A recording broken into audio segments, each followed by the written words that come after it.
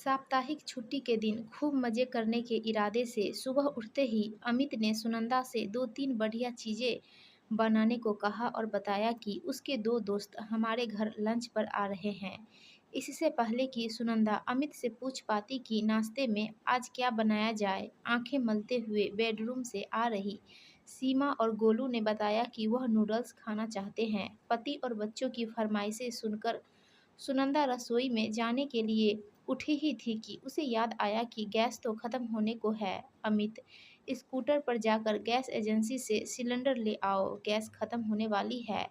कहीं ऐसा न हो कि मेहमान घर आ जाए और गैस खत्म हो जाए। ओह, एक तो हफ्ते भर बाद एक छुट्टी मिलती है, वह भी अब तुम्हारे घर के कामों में बर्बाद कर दूँ। तुम खुद ही रिक्शे पर जाकर गैस ले आओ, मुझे अभी कुछ देर और सोने दो। मैं कैसे ला सकती हूँ? बच्चों के लिए अभी नाश्ता तैयार करना है और 8 बज रहे हैं। अब और कितनी देर सोना है तुम्हें? सुनंदा ने अपनी मजबूरी जाहिर की।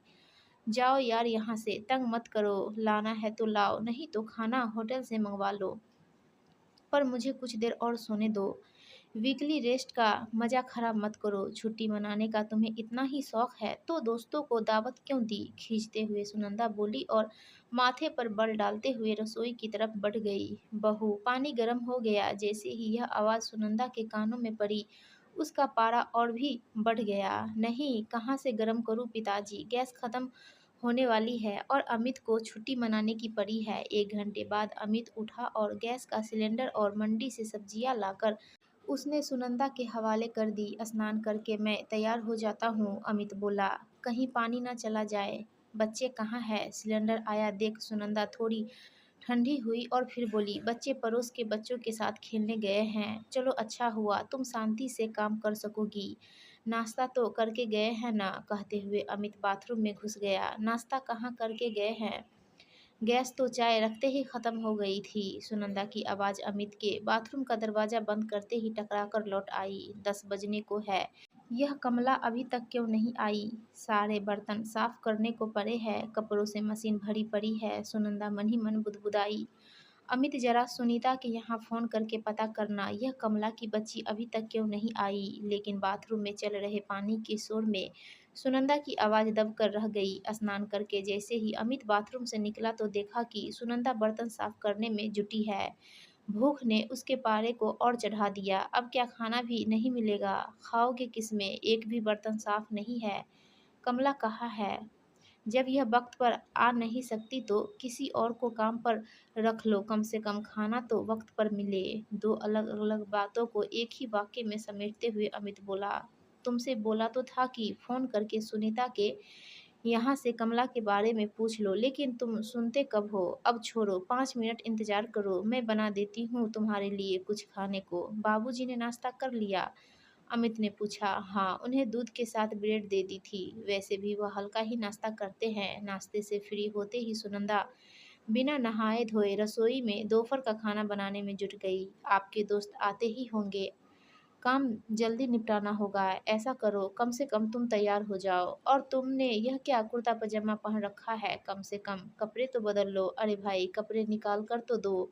और उन्हें आने में अभी 1 घंटा बाकी है। अलमारी से कपड़े निकाल नहीं सकते? आपको तो हर चीज़ हाथ में चाहिए।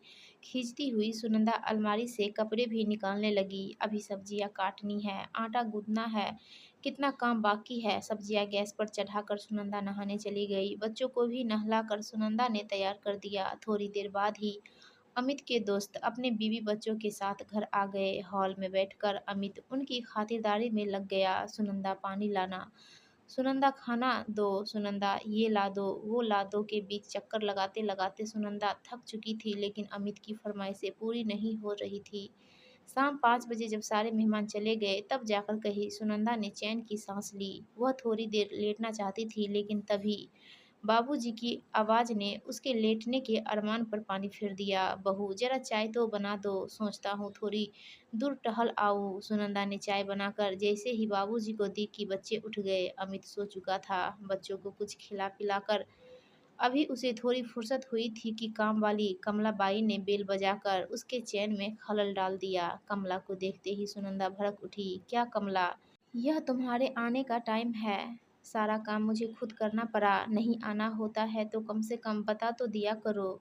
तुम्हें मालूम है कि कितनी परेशानी हुई आज? एक ही सांस में सुनंदा बोल गई। क्या करूं मैडम जी, आज मेरे मर्द को काम पर नहीं जाना था, सो कहने लगा कि आज तू मेरे पास रह। कमला ने अपनी राम कहानी सुनानी शुरू कर दी। चल छोड़, अब रहने दे, जल्दी से कपड़े धो ले। पानी आ गया, सारे कपड़े गंदे हो गए हैं। 2 घंटे कमला के साथ कपड़े धुलवाने और साफ सफाई करवाने के बाद सुनंदा डिनर बनाने में जुट गई। सबको खाना खिलाकर जब रात को वह बिस्तर पर लेटी तो अमित अपनी रूमानियत पर उतर आया। अब तंग मत करो, सो जाओ चुपचाप, मैं भी थक गई हूँ। क्या थक गई हूँ, रोज तुम्हारा यही हाल है। कम से कम छुट्टी वाले दिन तो मान जाया करो। छुट्टी छुट्टी छुट्टी, तुम्हारी तो छुट्टी है, पर मुझसे क्यों ट्रिपल शिफ्ट में काम करवा रहे हो।